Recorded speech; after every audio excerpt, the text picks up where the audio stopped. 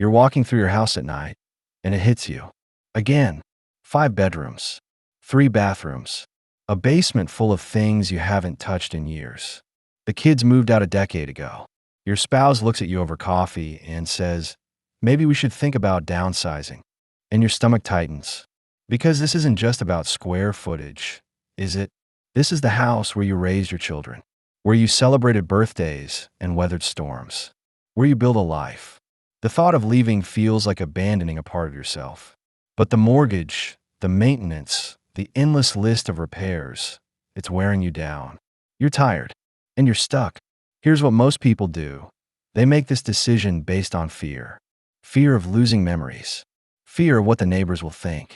Fear of making the wrong choice and regretting it forever. Or they listen to their kids, their financial advisor, their friends, everyone except the person who actually has to live with the decision. 2,300 years ago, a Greek philosopher named Epicurus faced a similar question about what we really need to be happy.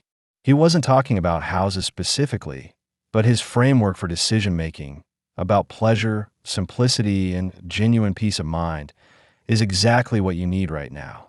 And I'm going to show you how to use it. In the next 27 minutes, you'll get a complete philosophical framework for this decision. Not just pros and cons, not just financial calculations, but a way to think about should I downsize that brings actual clarity and peace.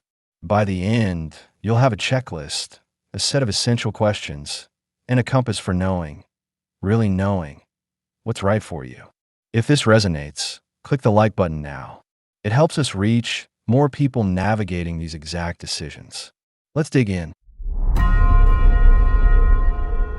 Epicurus lived in Athens around 300 BCE, and here's what made him radical. In a culture obsessed with status, power, and accumulating more, he said the path to happiness was simpler, much simpler. He taught that pleasure, not hedonistic excess, but genuine, lasting contentment, comes from having enough, not everything. From freedom, not possessions. From peace of mind, not impressive real estate. His school, called the Garden, was literally a simple garden where he and his students lived modestly and taught philosophy. No marble columns, no elaborate estates, just what they needed to live well and think clearly. For Epicurus, the good life wasn't about deprivation, it was about liberation. Liberation from unnecessary desires that create anxiety instead of joy. Now, why does this matter for your downsizing decision? Because Epicurean philosophy gives you a filter, a way to separate what you truly need from what you think you need, a way to distinguish between the house that serves your life and the house you're serving. After 50, you've earned the right to recalibrate, to ask yourself, what actually brings me peace? What's essential? And what am I holding onto out of habit, fear, or external pressure? Your house isn't just an asset or a collection of rooms. It's a symbol of much bigger questions about how you want to live the second half of your life. Epicurus understood that these decisions, about simplifying, about letting go, aren't about losing something. They're about gaining something far more valuable. Ataraxia, tranquility, freedom from disturbance. And that's what we're really deciding here. Here's where Epicurus gets brilliantly practical. He said all human desires fall into 3 categories. And once you understand them, you can immediately see which of your reasons for keeping your big house are legitimate, and which are illusions creating unnecessary stress. First category, natural and necessary desires. These are basics. Food when you're hungry, shelter from the elements, safety, warmth in winter, a place to sleep. These desires are easy to satisfy, and satisfying them brings genuine pleasure and removes pain. For your house, this means, do you need shelter? Absolutely. Do you need 5 bedrooms to have shelter? That's where it gets interesting. Second category, natural but not necessary desires. These are things like gourmet meals instead of simple food, a beautiful view, extra comfort. Epicurus didn't say these were bad. He said they're fine if they don't create anxiety or dependence. The key question, does having them cost you more in stress than they give you in joy? That guest room you use twice a year, is it natural but unnecessary? Probably. Does maintaining it cause more worry than pleasure? Be honest.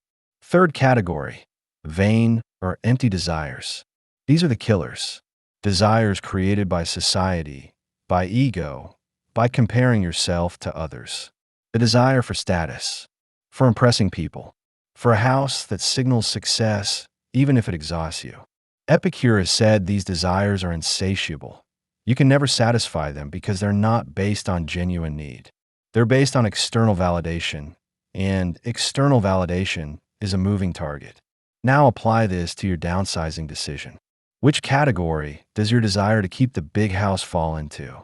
Is it natural and necessary?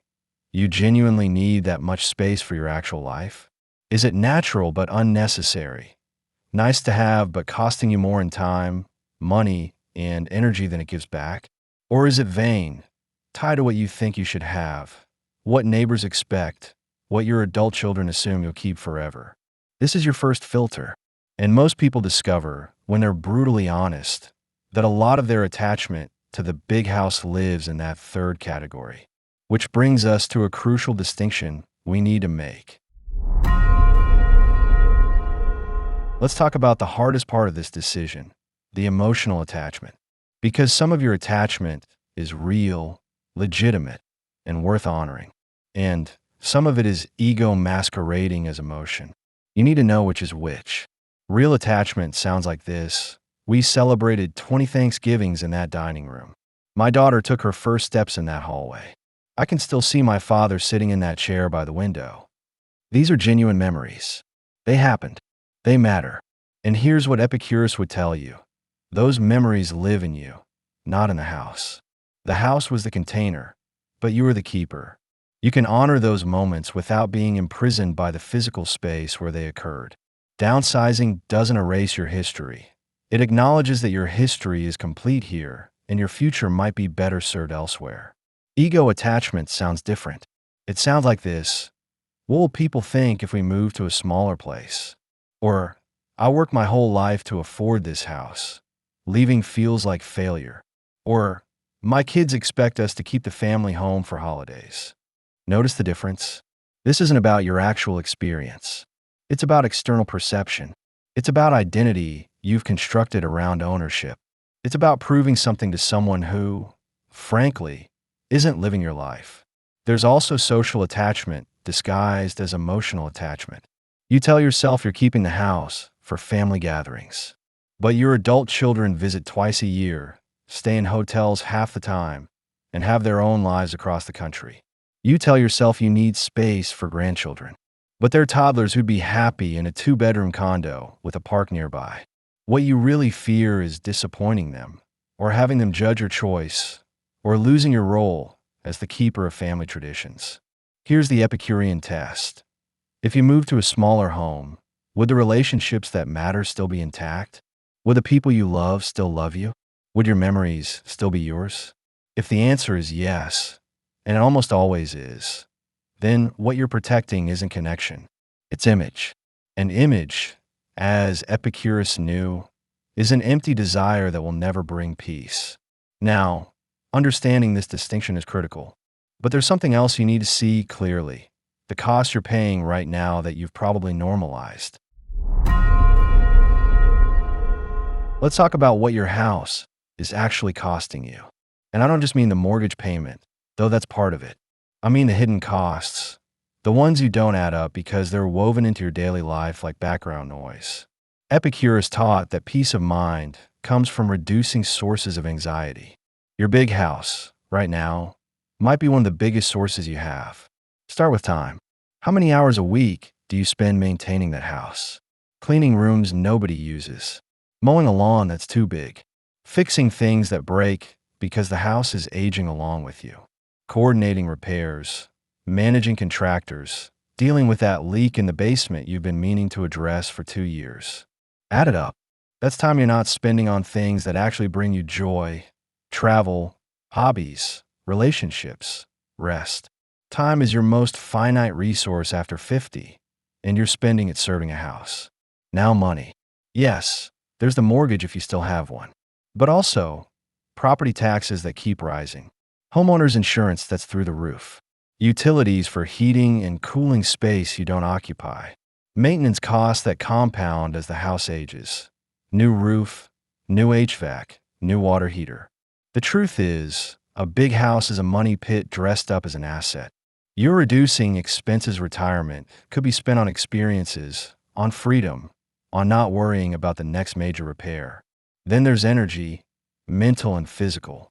The constant low-level worry. Is the furnace going to make it through another winter? Should we replace the deck? What if we need to sell and the market's down? The mental load of managing a large property is real, even if you don't consciously acknowledge it. And physically, stairs become harder. Yard work becomes a burden. What felt manageable at 50 feels exhausting at 65. Finally, the cost of opportunity. Every dollar tied up in excess house, every hour spent maintaining it, every ounce of mental energy worrying about it. That's a dollar, hour, and ounce you're not investing in what actually matters to you. Maybe it's travel. Maybe it's finally writing that book. Maybe it's just the simplicity of not having to think about house stuff every single day. What are you not doing because this house demands so much? Epicurus would look at this and say, you're serving empty desires at the expense of genuine pleasure. You're sacrificing peace of mind for an illusion of security. Because here's the paradox. The house you think provides security is actually creating chronic anxiety. And that brings us to the questions that cut through everything. If Epicurus were sitting across from you right now, helping you think through this downsizing decision, he wouldn't give you answers. He'd ask you questions. Deep, honest questions that force you to confront what's really true. Here are the essential ones. Question 1. Does this house bring you genuine pleasure, or just the absence of change? Because those are very different things. Genuine pleasure means you walk through your home and feel joy, ease, contentment. You use the space. You love being there. The absence of change means you're comfortable because it's familiar, but you're not actually happy. You're just avoiding the discomfort of making a decision. Epicurus knew that sometimes we mistake inertia for satisfaction. Don't confuse staying with thriving. Question 2. Are you serving the house, or is the house serving you? A house should make your life better, easier, more free. If you're constantly working to maintain it, worrying about it, organizing your life around its demands, you're the servant. The house is the master.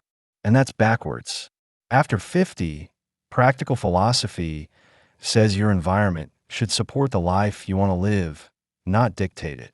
So honestly, who's serving whom? Question 3. What would you gain in freedom and peace if you downsized? Not what you'd lose. We'll come back to that. But what would you gain?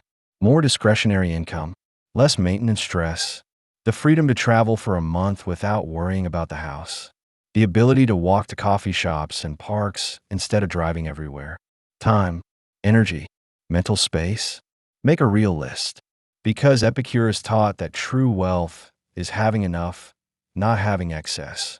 What does enough actually look like for you now? Question 4. Are your fears about real loss or about external judgment? This is the heart of it. If you're afraid of losing memories, that's an ego fear disguised as emotional attachment. Memories aren't stored in drywall. If you're afraid of what your kids will think, that's external judgment, not your own truth. If you're afraid of seeming like you're giving up or downgrading, that's social conditioning, not genuine concern. Strip away what other people think. Strip away what you imagine they think. What do you actually fear losing that's real? These questions aren't easy. They require you to sit with discomfort and be ruthlessly honest. But they're the filter that separates real needs from empty desires. And once you answer them truthfully, you need a way to validate whether you're on the right path.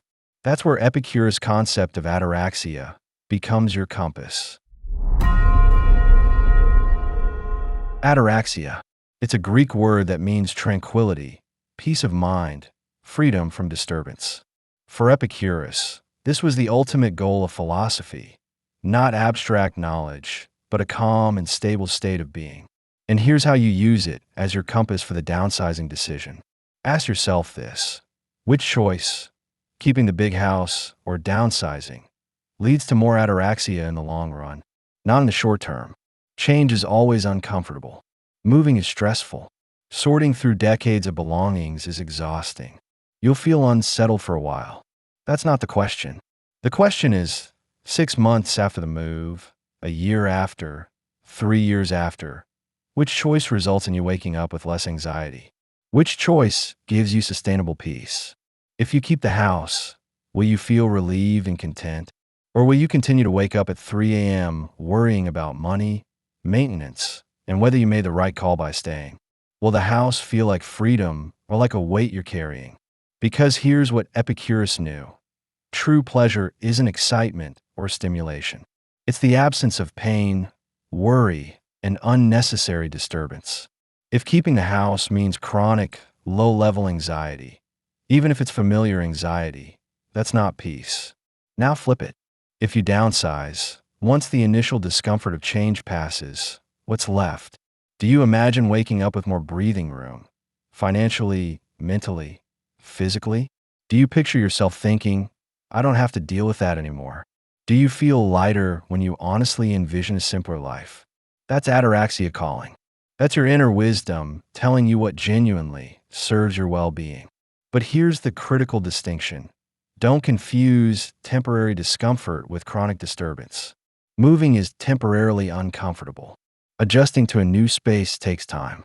You might feel grief, nostalgia, even regret in the first few weeks. That's normal. That's not the same as making the wrong decision. The test is whether, after the dust settles, you feel fundamentally more at peace or fundamentally more disturbed. Trust that distinction. And here's how you validate it in real time. When you think about downsizing, do you feel scared but curious? Anxious but also hopeful? That's growth. That's moving towards something better. When you think about staying, do you feel relief or resignation? Do you feel content or trapped? Your body knows the difference, even if your mind tries to rationalize. Epicurus would remind you, peace of mind isn't found in having more. It's found in needing less. It's found in aligning your life with what actually matters to you, not what you think should matter. So use ataraxia as your North Star. The choice that genuinely leads to more tranquility, more freedom, more ease. That's the Epicurean choice. Even if it scares you, even if it disappoints someone else, even if it looks like less from the outside. But before you decide, there are traps you need to avoid. Because even with the best framework, most people stumble into one of these 4 mistakes. Let's talk about the mistakes people make with this decision. Because knowing the philosophy isn't enough if you fall into one of these traps. Epicurus was all about avoiding unnecessary suffering. And these traps, they create exactly that. Trap 1. Deciding based on external pressure. Your kids say, don't sell the house. Where will we have Christmas? Your friend says, everyone's downsizing. You should too. Your financial advisor has a spreadsheet. Here's the truth. None of them are living your life. Your kids can rent an Airbnb for holidays or host at their place. Your friends' lives aren't your life. Your advisor's numbers don't account for your peace of mind. If you make this decision to please others or because everyone else is doing it, you'll resent the outcome no matter what you choose. Epicurus said the wise person makes decisions based on their own needs, not the crowd's opinions. This is your life. Own the decision. Trap 2. Projected regret. What if I need the space later? What if my health changes and I can't move again? What if housing prices go up and I can't afford to upsize? This is fear talking. It's imagining future scenarios that may never happen and letting those fantasies paralyze you now. Yes, plan responsibly. But don't let hypothetical regrets about an unknowable future steal your peace in the present. Epicurus taught that we suffer more in imagination than in reality. Most of what you fear will never happen. And if something does change, you'll adapt. You always have. Trap 3. Impulsive emotional decisions without reflection. Maybe you had a terrible week. Furnace died, basement flooded, you're exhausted. You list the house immediately out of frustration. That's not clarity. That's reaction. Or maybe you have a beautiful afternoon in your garden, feel sentimental, and decide you can never leave. That's not clarity either. Epicurean decision-making requires calm reflection, not decisions made in the heat of emotion. Take your time. Use the framework. Don't let a bad day or a nostalgic moment dictate a major life choice. Trap 4. Analysis paralysis. The opposite of impulsive decisions.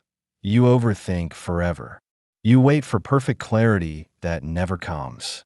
You research markets, read articles, make spreadsheets, and still can't decide because what if you're wrong? Here's the hard truth. You'll never have perfect information. You'll never be 100% certain. At some point, you have to trust the best available evidence, which, after you've done this philosophical work, is your own clear-eyed assessment of what brings you peace. Epicurus didn't advocate for paralysis. He advocated for thoughtful action. There's a difference. So how do you avoid these traps? You come back to the framework. You remember that this decision is about your ataraxia, not anyone else's expectations. You trust that you've done the work. Answer the questions, examined your desires, calculated the costs. And then you make a choice and commit to it without second-guessing yourself into anxiety. Because the goal isn't perfection. The goal is peace. Which brings us to the final piece. A practical checklist you can use right now to make this decision with clarity and confidence. All right, we've covered the philosophy, the psychology, the pitfalls. Now let's make this concrete. Here's your Epicurean downsizing checklist. 6 questions that synthesize everything we've talked about. Go through them honestly. Write down your answers. This is how you'll know what to do. Question 1. Have I identified which of my desires are natural and necessary, natural but unnecessary, and vain or empty? Go back to the 3 categories. Be specific. I need shelter is natural and necessary. I need 5 bedrooms is probably not. I need to impress my neighbors is vain and empty. Make the list. See it clearly. This is your foundation. Question 2. Have I calculated the total hidden costs? Time, money, energy, and opportunity? Not just the mortgage. Everything. Add up the hours per week. Add up the annual expenses beyond the obvious. Acknowledge the mental load. And then ask, what am I not doing because this house takes so much? What could I be doing if I had those resources back? Make it real. Make it concrete. Question 3. Have I answered the essential Epicurean questions with brutal honesty? Does the house bring genuine pleasure or just familiarity? Am I serving it or is it serving me? What would I gain in freedom? Are my fears about real loss or external judgment? If you can't answer these clearly, you're not ready to decide. Keep thinking. Keep journaling. Keep digging. Question 4. Which choice leads to more ataraxia, more sustainable peace in the long run? Forget the short-term discomfort of change. Look 6 months out, a year out, 3 years out. Which version of your future self feels more calm, more free, more at ease? Trust that vision. That's your inner wisdom speaking. Don't rationalize it away. Question 5. Have I avoided the 4 common traps? Am I deciding for myself, not for others? Am I avoiding projected regret about imaginary futures? Am I not acting impulsively out of frustration or nostalgia? Am I not paralyzed by overthinking? Check yourself. If you're caught in one of these traps, step back, recalibrate, return to the framework. Question 6. Am I making this decision from a place of clarity and self-knowledge, not fear or ego? This is the ultimate Epicurean test. Strip away everything external. Strip away what you think you should do. What is your clearest, wisest self-know is right? And can you commit to that choice without second-guessing yourself into misery? If you can answer yes to all 6, if you've done the work, examined your desires, calculated the costs, and identified the path to peace, then you have your answer. And whatever that answer is, it's the right one for you. Not for your neighbor, not for your kids, for you. And that's what matters. Epicurus spent his life teaching people how to live with less anxiety and more joy.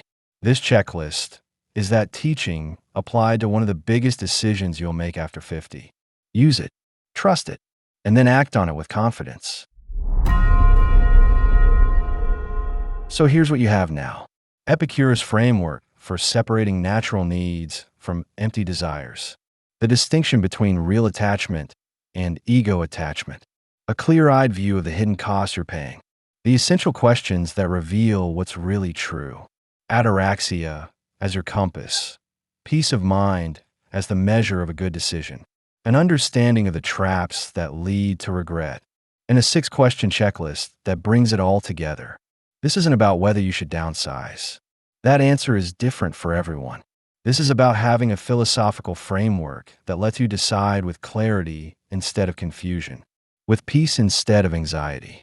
Because here's the truth.